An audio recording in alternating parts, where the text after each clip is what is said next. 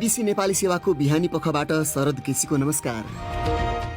आजको कार्यक्रममा कतिपय जिल्लामा लामो समयदेखि भारतीय सिमानामा रोकिएका नेपालीलाई भित्र्याइँदै पहाडको स्वास्थ्य परीक्षण पनि गर्ने, यता तोकिएको मापदण्डका क्वारेन्टाइन पनि निर्माण गर्ने र राख्ने मनस्थितिमा हामी पुगेका छौँ। चीनको सहयोगमा ह्याकरहरूले महामारीको अनुसन्धान गरिरहेका आफ्ना संस्थालाई निशाना बनाएको अमेरिकी अधिकारीहरूको आरोप र मन्दिरमा गरेको पूजा भन्दा पनि असहायहरूलाई खुवाउँदाखेरि बढी पुण्य प्राप्त हुन्छ भन्ने हिसाबले नै हामीले गरेका हौँ। लकडाउनले समस्यामा परेकालाई निशुल्क खाना खुवाइरहेका इलामका समाजसेवीको पुण्यकर्मको चर्चा। तर सबभन्दा पहिले आजका प्रमुख विश्व समाचार। सञ्जीव गिरीबाट समाचार सुन्नुहोस्। कोरोना भाइरस संक्रमण रोकथाम तथा नियन्त्रणका लागि आवश्यक खोप र उपचारबारे अमेरिकाले गरिरहेको अध्ययन चीनले चोरी गर्न खोजेको अमेरिकी सुरक्षा निकायहरूले चेतावनी दिएका छन्। संघीय जाँच निकाय FBI तथा अमेरिकी साइबर सुरक्षा निकायले कोभिड-19 बारे अध्ययन गरिरहेका अमेरिकी संस्था र औषधि उत्पादक कम्पनीहरूमा चीनको सहयोग रहेका ह्याकरहरूले इन्टरनेटको माध्यमबाट घुसपैठ गरेको विषयमा अनुसन्धान गरिरहेको बताएका छन्। बीबीसी संवाददाता डेभिड विलिस भन्छन्, यो ठूलो खतरा रहेको आज जारी गरिएको सुझावमा उल्लेख गरिएको छ। यस विषयमा अनुसन्धान गरिरहेका कम्पनीहरूलाई सतर्क रहन भनिएको छ। बीबीसी संवाददाता डेभिड विलिस कोरोना भाइरसको उत्पत्तिको विषयमा बेजिङ पारदर्शी नभएको भन्दै ट्रम्प प्रशासनले पटक पटक चीनमाथि आरोप लगाउँदै आएको छ। अमेरिकाले क्युबालाई आतंकवाद विरुद्धको लडाईँमा पूर्ण रूपमा सहयोग नगरेको देशहरूको सूचीमा राखेको छ। कोलम्बियाको ELN विद्रोही समूहका नेताहरूको सुपुर्दगी गर्न क्युबाले अस्वीकार गरेका कारण त्यस्तो निर्णय लिनु परेको अमेरिकी विदेश मन्त्रालयले जनाएको छ। वामपन्थी विद्रोही समूह शान्ति वार्ताका लागि हवाना पुगेका बेला कोलम्बियाको राजधानी बोगोटामा तालिम लिँदै गरेका प्रहरी जवानहरूमाथि भीषण आक्रमण भएको थियो। उक्त घटनापछि कोलम्बिया सरकारले वार्ता रद्द गर्दै विद्रोही समूहका नेताहरूको सुपुर्दगीको माग गरेको थियो। क्युबाले भने आफूहरूले मध्यस्थकर्ताको भूमिकालाई उल्लङ्घन गर्न नसक्ने बताएको छ। तपाईँ बीबीसी नेपाली सेवा सुनिरहनु भएको छ। कतार एयरवेजले विश्वव्यापी रूपमा करिब 20% कर्मचारी कटौती गर्ने जनाएको छ। उक्त कटौतीले करिब 9,000 कर्मचारीमा प्रभाव पार्ने बताइएको छ। अन्य वायु सेवा कम्पनी जस्तै कतार एयरवेजले पनि हवाई यात्राको मागमा भारी गिरावट भोगिरहेको छ।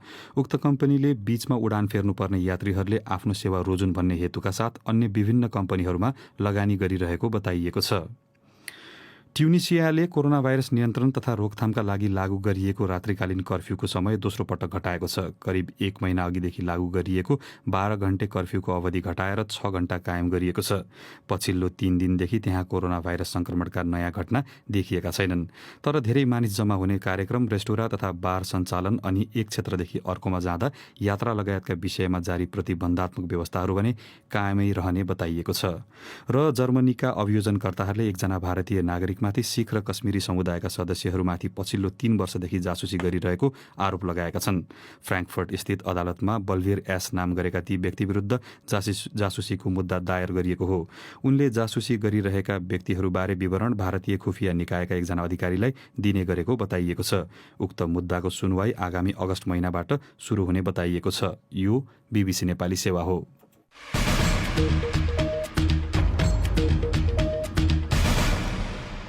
बिहानी पखमा तपाईलाई स्वागत छ।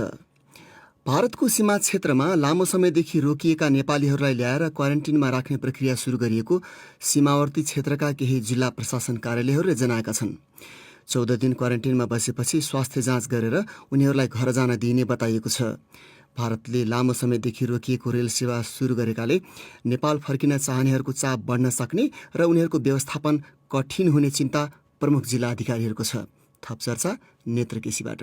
नेपाल भारतको सीमामा आएर नेपाल प्रवेश गर्न नपाएपछि धेरै मानिसहरू भारतमा रहेका क्वारेन्टिनमा बस्दै आएको बताइएको छ। तीमध्ये कतिपयले खाने बस्ने जस्ता समस्या भएको भन्दै नेपाल आउन दिन सरकारलाई आग्रह गर्दै आएका छन्। केही भने सीमा नाकाबाट लुकीछिपी नेपाल प्रवेश गरेका र उनीहरूको परीक्षण गर्दा कोरोना संक्रमण पाइएका खबरहरू आएका छन्।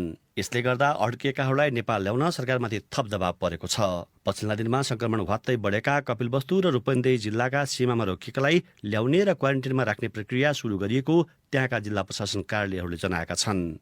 कपिलवस्तुका प्रमुख जिल्ला अधिकारी दृगनारायण पौडेल, पछिल्लो पिरियडमा स्थानीय तहले क्वारेन्टाइन बनाएर चाहिँ यता चाहिँ सिफ्ट गर्नुपर्छ भन्नेमा हुनुहुन्छ। त्यसो हुँदाखेरि अब बाहिरको स्वास्थ्य परीक्षण पनि गर्ने, यता तोकिएको मापदण्डका क्वारेन्टाइन पनि निर्माण गर्ने र ल्याएर यता राख्ने मनस्थितिमा हामी पुगेका छौँ। रूपन्देही जिल्लामा 500 को हाराहारी मानिसलाई बुधबार ल्याइएको र क्वारेन्टाइनको व्यवस्था गर्दै बाँकीलाई ल्याइने सूचना अधिकारी जनक थापाले बताए। प्रदेश नम्बर 5 का बाँके र बर्दियामा हाल सीमामा आएर रोकिएकाहरूको संख्या ज्यादै न्यून रहेको र उनीहरूको भारतमै व्यवस्था भइरहेको त्यहाँका प्रमुख जिल्ला अधिकारीहरूको भनाइ छ। प्रदेश नम्बर 2 का विभिन्न जिल्लाका प्रमुख जिल्ला अधिकारीहरूले भारतको सीमा क्षेत्रमा रहेका आफ्ना जिल्लाका नागरिकहरूको विवरण तयार पारिएको र दुवै देशका केन्द्र सरकारको निर्णयको पर्खाइमा रहेको बताएका छन्। कञ्चनपुरका प्रमुख जिल्ला अधिकारी नुर अली खतिवड़ाले भने आफ्नो जिल्लाको नाका भएर हाल कसैलाई पनि ल्याउने योजना नरहेको बताए। धेरै जिल्लाका अधिकारीहरूले भारतले रेल सेवा सुरु गरेकाले भारतका विभिन्न प्रदेशमा रोकिएका नेपालीहरू सीमा क्षेत्रमा आउने सम्भावना देखिएको भन्दै चुनौती थपिएको बताएका छन्। तिनै मध्येका एक कैलालीका प्रमुख जिल्ला अधिकारी यज्ञराज बोहरा। ठुलो चुनौतीको रूपमा रहेको छ। अब रेल सेवा चल्ने बित्तिकै अब र उता चाहिँ अलिकति लुज हुने बित्तिकै त प्रेसर त बढ्छ। त्यही किसिमले व्यवस्थापन गर्नुपर्छ चाहिँ हामीले त्यही तयारी पनि गरिरहेका छौँ। हाल सीमा क्षेत्रमा सबैतिर गरेर कति नेपाली रोकिएका छन् र अझै कति आउने हुन् भन्ने यकिन नभएकाले क्वारेन्टिनको व्यवस्था गर्न समस्या भएको स्थानीय तहका पदाधिकारीहरूको भनाइ छ। नेत्र केसी, BBC काठमाडौँ। आज नेपालमा कोरोना भाइरसबाट संक्रमित थप 2 जना फेला परेका छन्। ती 2 जना काठमाडौँ र कपिलवस्तुका हुन्। यससँगै नेपालमा संक्रमितहरूको कुल संख्या 245 पुगेको छ। अब एउटा अन्तर्राष्ट्रिय प्रसङ्ग। चीनको सहयोग प्राप्त ह्याकरहरूले कोभिड-19 को महामारीबारे अनुसन्धान गरिरहेका अमेरिकी संस्थाहरूलाई निशाना बनाएको त्यहाँका अधिकारीहरूले जनाएका छन्। संघीय जाँच निकाय FBI का अनुसार कोरोना भाइरस संक्रमणबारे खोप, उपचार र परीक्षण जस्ता विषयमा काम गरिरहेका अमेरिकी समूहहरूको काम ह्याक गर्ने प्रयास भइरहेको छ। BBC विवरणहरूमा आधारित रिपोर्ट सञ्जीव गिरीबाट। अमेरिकाले लामो समयदेखि बेजिङमाथि साइबर जासुसीको आरोप लगाउँदै आएको छ, तर बेजिङले भने उक्त आरोप अस्वीकार गरिरहेको छ। कोरोना भाइरसको विश्वव्यापी महामारीले दुई देशबीचको सम्बन्ध झन नराम्रो बनाइदिएको छ। संघीय जाँच निकाय र साइबर सुरक्षा सम्बन्धी निकायले बुधबार संयुक्त रूपमा सम्भावित डिजिटल ह्याकबारे चेतावनी जारी गरेका हुन्। लोक कल्याणकारी विज्ञापन भनिएको उक्त चेतावनीमा स्वास्थ्य सेवा, औषधि उत्पादन गर्ने कम्पनी र कोभिड-19 का विषयमा अनुसन्धान गरिरहेका कम्पनीहरू ह्याकरहरूको मुख्य निशानामा रहेको उल्लेख गरिएको छ। यसै हप्ताको सुरुवातमा चीनको विदेश मन्त्रालयका प्रवक्ता झाओ लिजियानले कोभिड-19 को उपचार र खोपबारे अनुसन्धानका विषयमा आफूहरूले नेतृत्व गरिरहेको बताउँदै कुनै प्रमाण नभएको अवस्थामा अफवाहकै आधारमा चीनमाथि निशाना साधिनु अनैतिक रहेको बताएका थिए। प्रसङ्ग फेरि नेपालकै। लामो समयदेखिको लकडाउनका कारण अप्ठ्यारोमा परेका गरिब, मजदुर, विद्यार्थी, असहाय र सडक पेटीमा बस्नेहरूलाई इलाममा 2 जना समाजसेवीले निःशुल्क खाना खुवाउने काम गरिरहेका छन्। मन्दिरमा गएर पूजा गर्नुभन्दा भोकले छटपटाएकाहरूलाई खाना खुवाउँदा बढी पुण्य हुने ठानेर आफूहरूले त्यसो गरेको उनीहरूको भनाइ छ। इलामबाट सीता निर्वलाले पठाएको एक रिपोर्ट।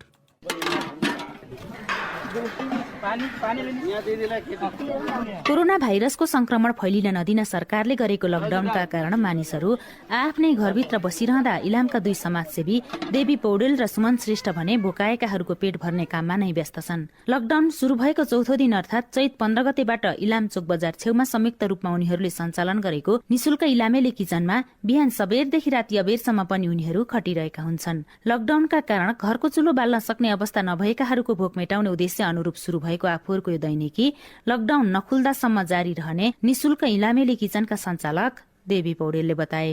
जसको सारै छैन उनीहरू भोकभोकै छटपटाएर बजारमै पनि भात भन्दै हिँडेको ती मान्छेहरू चाहिँ भोकै मर्नु नपरोस्। मन्दिरमा गएर गरेको पूजा भन्दा पनि असहायहरूलाई खुवाउँदाखेरि चाहिँ बढी पुण्य प्राप्त हुन्छ भन्ने हिसाबले नै हामीले गरे हौं। सरकारले चरणबद्ध रूपमा लकडाउनको समय थप गरिरहँदा गरिब, असहाय, विपन्न तथा घाँसबासको टुङ्गो नभएकाहरू यस किचनमा आएर भोक मेटाउँदै खुसी भएर फर्कने गरेका छन्। म पहिला होटलमा भाँडा मोल्ने काम, लुगा धुने काम गर्थेँ। अहिले त म खान्छु बिहान बेलुकै। मेरो छोरो यही हो, यसले बिहान त नास्ता पनि खान्छ। सबै सरकारले दिएको चामलहरू पनि सिद्धिसक्यो। लकडाउन थप्छ, राज थप्दैन। राहत त सरकारले पनि दिएको थियो, तर त्यो पनि सकियो। अब उहाँले बिहान बेलुकाको छकटार दिनुभएको छ। भोक लागेर भात खान आएको, के खानु त, दोकानमा किन्न पाइँदैन, अनि खानु पर्ने हो। बजारका सम्पूर्ण होटलहरू बन्द भएको अवस्थामा खाना खान नपाएर समस्यामा परेका अस्पतालमा आउने बिरामी, सुत्केरी महिला र बिरामीका कुरुवाहरूको लागि पनि इलामका यी दुई समाजसेवीले निशुल्क खानाको व्यवस्था गरिदिएका छन्। म बिरामी गाउँबाट आएको, अस्पतालमा किनेर खानुहुन्थ्यो, खाने ठ्याङ थिनेर खाएको, धर्म गरेछ कसैले। अहिले होटलहरू सबै बन्द छ, म त जान सक्दिनँ। दाइले खानाहरू ल्याइदिनुहुन्छ, चिया, बिहान दुधहरू, तातो पानीहरू ल्याइदिनुहुन्छ। निशुल्क किचन सञ्चालन अभियान कर्मी सुमन श्रेष्ठका अनुसार साँझ बिहान गरी दैनिक 100 भन्दा बढीलाई खानाको व्यवस्थापन गरिरहेको इलामेली किचनले हालसम्म लकडाउनको कारण अप्ठ्यारोमा परेका 4000 भन्दा बढीको भोक मेटाउने काम गरिसकेको छ। नेपालमा दिनदिनै कोरोना भाइरस संक्रमितको संख्या बढ़िरहेको अवस्थामा पनि आफूहरूले उच्च सतर्कताका साथ सामाजिक दूरी कायम गरी अप्ठ्यारोमा परेकाहरूको भोक मेटाउने काम गरिरहेको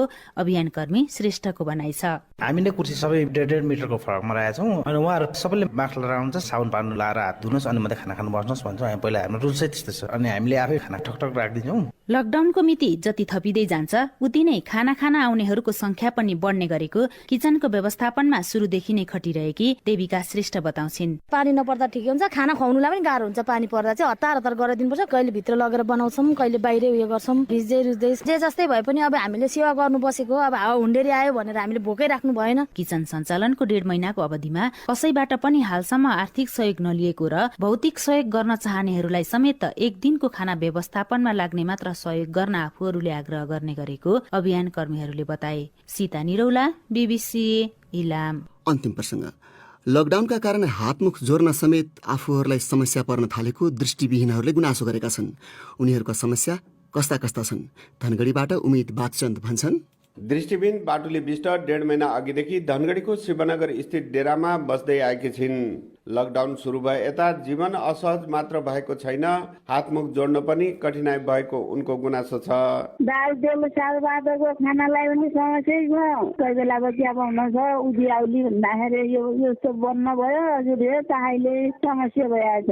अर्का दृष्टिविहीन अकबर जोशीले कलेजको पुस्तकालय गएर ब्रेल लिपिमा पढ्नुपर्ने आफ्नो बाध्यता रहेको र लकडाउनका कारण पुस्तकालय जान नपाएर पढाइ नै रोकिएको छ भने लकडाउन भएको 2 महिना सर भइसक्यो। अब यसले त जीवनमा असर पार्नै रहेछ हैन। नियमित बस्दै पढ्नको लागि बुकहरू छैन, कलेज गएरै लेसनरी पढ्नुपर्ने हुन्थ्यो र नियमित कामहरू गर्न पाइरहेको छैन। तर दृष्टिविहीन संघ प्रदेश समितिका अध्यक्ष अर्जुन रावलले परिवारसँगै घरमै बस्ने गरेका कारण धेरै समस्या भोग्न नपरे पनि आफू जस्तै साथीहरूको सहयोग गर्ने काममा भने अवरोध उत्पन्न भएको छ। अपाङ्गता भएका व्यक्तिहरू कहाँ छन् र त्यो स्थानलाई एकछिन गरेर उनीहरू जहाँ बस्छन् र त्यहाँसम्म पुर्याइदिने व्यवस्था गरियो भने एकदम राम्रो हुन्छ भन्ने लाग्छ। र म आफू सामाजिक कामहरू गरिराख्ने हुनाले लकडाउनको बेलामा चाहिँ त्यो सामाजिक अभियानले चाहिँ अलिकति अझ बढी गतिशीलता लिन सकिरहेको अनुभूत मैले गरेको छैन। लकडाउनका बेला आवश्यक दैनिक उपभोग्य सामग्री खरिद गर्न नै नपाएको गुनासो आउने गरेको दृष्टिविहीन संघका केन्द्रीय अध्यक्ष रमेश पोखरेलले बताए। दृष्टिविहीनहरूसँग चाहिँ एटिएम कार्ड छैन, अब अहिले ब्याङ्कसम्म जाने मान्छे पनि नपाइने, खातामा पैसा भएर पनि हात रित्तै भएर निकै समस्या छ। घरभन्दा बाहिर जान पनि नसक्ने, घरभित्रै रहिरहनु भएको हुनाले मानसिक रूपमा एकदम तनाव हुने, कसैले समातेन भने हाम्रो जिन्दगी कसो होला भनेर त्यो किसिमको चिन्तितहरू हुने भएका छन्। दृष्टिविहीनहरूको यो समस्या समाधान गरी सहज बनाउन के प्रयास भइरहेको छ भन्ने जिज्ञासामा पालिकाहरूले छुट्टै व्यवस्था नगरे पनि उनीहरूलाई प्राथमिकता दिने गरेको बताएका छन्।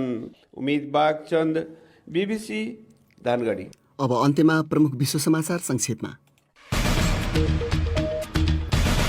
कोरोना भाइरस संक्रमण रोकथाम तथा नियन्त्रणका लागि आवश्यक खोप र उपचारबारे अमेरिकाले गरिरहेको अनुसन्धान चीनले चोरी गर्न खोजेको अमेरिकी सुरक्षा निकायहरूले चेतावनी दिएका छन्। अमेरिकाले क्युबालाई आतंकवाद विरुद्धको लडाईँमा पूर्ण रूपमा सहयोग नगरेको देशहरूको सूचीमा राखेको छ। कतार एयरवेजले विश्वव्यापी रूपमा करिब 20% कर्मचारी कटौती गर्ने जनाएको छ। ट्युनिसियाले कोरोना भाइरस नियन्त्रण तथा रोकथामका लागि लागू गरिएको रात्रिकालीन कर्फ्यूको समय दोस्रो पटक घटाएको छ र जर्मनीका अभियोजनकर्ताहरूले एकजना भारतीय नागरिकमाथि सिख र कश्मीरी समुदायका सदस्यहरूमाथि पछिल्लो 3 वर्षदेखि जासुसी गरिरहेको आरोप लगाएका छन्।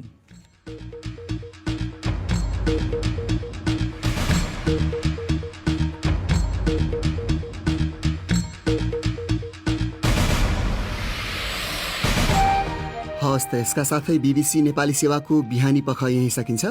बेलुकी 9:15 बजे साँझ पख लिएर हामी फेरि उपस्थित हुने नै छौँ।